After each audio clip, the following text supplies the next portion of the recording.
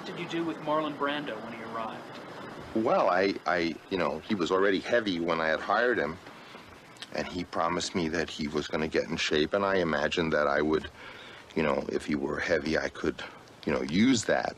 But he was so fat, he was very, very shy about it, and immediately when I saw him, I said, well, I'll write this as a man who really, had indulged every aspect of himself. So he was fat, and he had 2 or 3, tribal girls with him, and was eating mangoes and kind of go the other way. And he was very, very adamant about he didn't want to portray himself that way.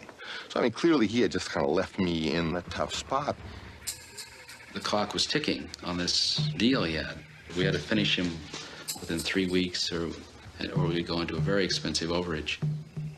So the whole company was sitting up on the set, around the camera, the crew all poised to go and shoot, and Francis and Marlon would be talking about the character. And whole days would go by.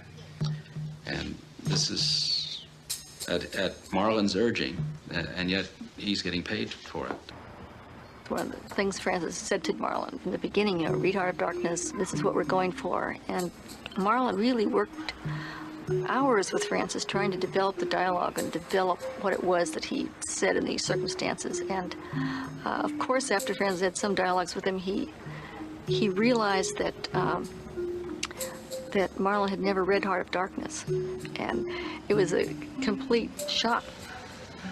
Marlon's basic notes, as I understood them, as I just glanced at them, were all motivation things. I mean, in other words, it's like getting into saying, well, why is he going on a boat? And I can't answer them because it's too late for me to change the structure.